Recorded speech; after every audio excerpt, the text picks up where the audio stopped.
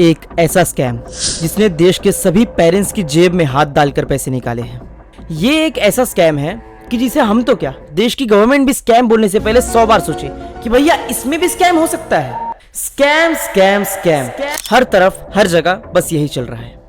By the way मैं यहाँ पर बायजूस की बात कर रहा हूँ, इलेक्टोरल बॉन्ड्स की नहीं। मरना तेरे को डर नहीं लगता? ये स्कैम वर्ड ही बहुत फेमस हो गया दोस्तों, जब से स्कैम 1992 सीरीज आई है। और आजकल तो 1-2 हजार करोड़ रुपए के स्कैम तो मान लो कि 1-2 हजार रुपए के स्कैम हो गए। लेकिन आज हम लोग बात करने वाले हैं इंडिया की एडटेक इंडस्ट्री को रिवॉल्यूशनराइज करने वाली कंपनी यानी कि बायजूस के बारे में।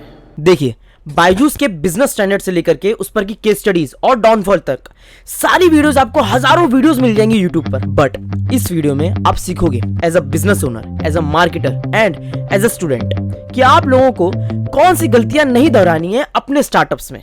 बस शर्त यही है कि वीडियो में एंड तक बने रहें। इसमें मेरा कोई फायदा नहीं है दोस्तों, मेरा तो चैनल भी मोनेटाइज नहीं है। फायदा है तो सिर्फ और सिर्फ आपका और आपकी नॉलेज का। तो वीडियो में एंड तक बने रहना। बायजूस के डाउनफॉल को समझने के लिए दोस्तों सबसे पहले हमें बायजूस के अर्ली डेज को समझना पड़ेगा। उसके बाद फिर बायजूस के प्राइम टाइम को। एट द एंड हम जानेंगे बायजूस के डाउनफॉल होने के सारे reasons with a very cut to cut points. Raveendran Byju's Kerala के एक छोटे से गांव आजिकोड़े में पैदा हुए थे। उनकी मदर एक मैथ्स टीचर थी और फादर एक फिजिक्स टीचर। घर में ही दो टीचर, तो सोचो जरा उनका बचपन कितना स्ट्रिक्ट रहा होगा। मान लो कि घर में स्कूल भी है और ट्यूशन भी। ईयर्स आफ्टर ईयर्स बीतते चले गए। रविंद्रन बायजूस ने अपनी स्कूलिंग कंप्लीट करी मलयालम मीडियम स्कूल से। उसके बाद फिर इन्होंने अपनी डिग्री परस्यू करी बीटेक में, वो भी government college of engineering in Kannur. Raveendran Byju's की मदर एक मैथ्स टीचर थी, तो शायद जेनेटिकली वो मैथ्स में बहुत क्लेवर थी बचपन से। मगर उन्होंने कभी आईआईटी, आईआईएम जैसी डिग्री को परस्यू नहीं किया। इवन तो बीटेक को कंप्लीट करने के बाद उन्होंने कभी आगे एमबीए जैसी डिग्री को भी परस्यू नहीं किया। बट एट द टाइम 2003 जब सीएटी ऐसे एग्जाम्स बहुत ही कॉम्पिटिटिव एग्जाम्स माने जाते थे अपनी इंडिया में, उस टाइम पर, आज भी है लेकिन वो टाइम पे तो कुछ ज्यादा ही थे, क्योंकि हमें सिर्फ बुक से पढ़ाई करनी पड़ती थी। आज तो चलो इंटरनेट आ गया है, तो वो टाइम पे बहुत मुश्किल होता था कोई भी पेपर क्रैक करना। तो वो टाइम पे इन्होंने 2 बार सीएटी एग्जाम्स में 100% क्रैक किया, जिससे कि उनका नाम तो मार्केट में बहुत फटा दोस्तों। और उन्हें अपॉर्चुनिटीज दिखती चली गई। उन्हें फिर टीचिंग इंडस्ट्री में अपना नाम बनाने का बहुत तगड़ा सोर्स दिखा और फिर 2006 से उन्होंने मैथ्स की टीचिंग देनी चालू कर दी।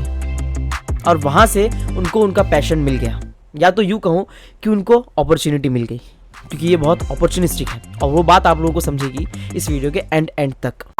तो भैया ये थी कहानी उनके अर्ली डेज की, जहां पर हमें देखने मिला कि अगर आप किसी काम में बेहतर हो तो आप खुद ब खुद उस काम को पाने लग जाते हो। बस आप लोगों को सही समय पर, सही मौके पर सही फैसले लेने आने चाहिए। Now we will get to know how Byju's made themselves $1 billion edtech startup.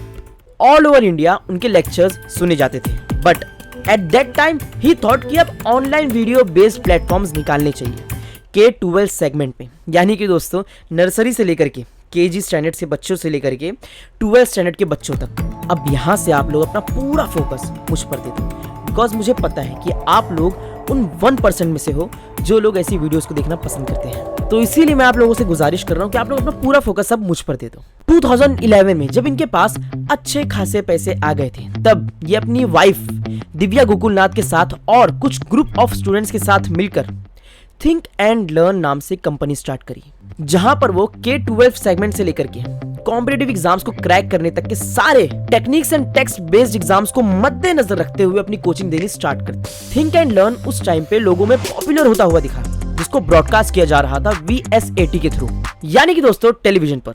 वो लोगों ने उसी टाइम पर पैसे कमाना स्टार्ट कर चुके थे। फिर इवेंचुअली इनकी कंपनी 2012 में fast 50 Indian and fast 500 Asian Deloitte technology company में शामिल हो गई।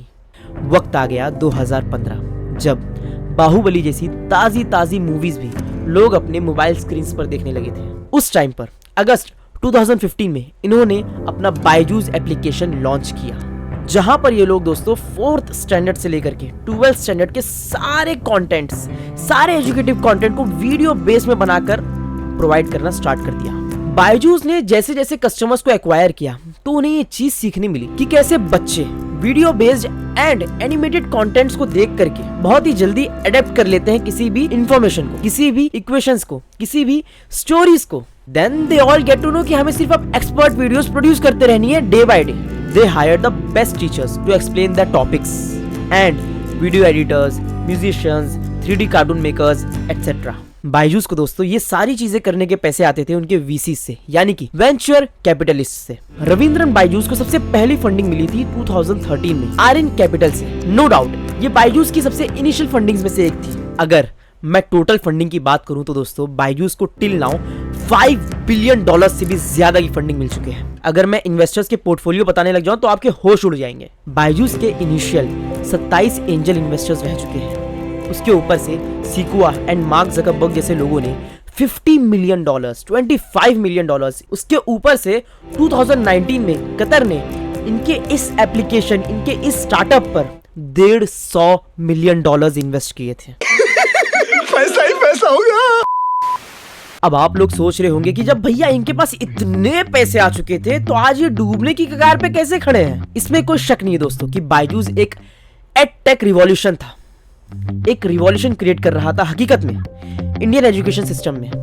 बट उनका ये मोटिव बिल्कुल नहीं था, बल्कि रविंद्रन बायजूस को यहाँ पर खुद की कंपनी को यूनिकॉर्न कंपनी बनानी थी।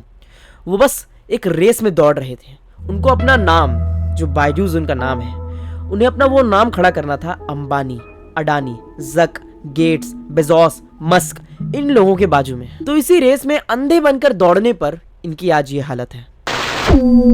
लेकिन इनके डाउनफॉल पर इन्होंने कितने पैसे कमाए और कितने पैसे गवाए। इवन थू इन्होंने फरवरी 2024 में रिसेंटली अपने 2 घर गिरवी रख दिए। इनके पास इतने पैसे भी नहीं बचे थे कि ये अपनी कंपनी के एम्प्लॉयज को सैलरी दे सके, तो इन्होंने अपने 2 घर गिरवी रखकर $12 मिलियन उठाए और अपने एम्प्लॉयज को सैलरी दी। अब इस वीडियो को मैं और लंबा तो नहीं खींचना चाहता दोस्तों। डाउनफॉल पर की पूरी वीडियो आप लोगों को देखने मिलेगी इस एपिसोड के पार्ट 2 में। So hit the subscribe button to make sure that you will watch the end of Byju's era in the next video, क्योंकि हम इस एपिसोड के अगले पार्ट में हर एक पॉइंट को कवर अप करेंगे, वो भी बहुत ही मैनर वे में, कि कैसे बायजूस आज खत्म हो चुका है। तब तक के लिए remember the name Hasnain Ansari, signing off today. खुदा हाफिज दोस्तों।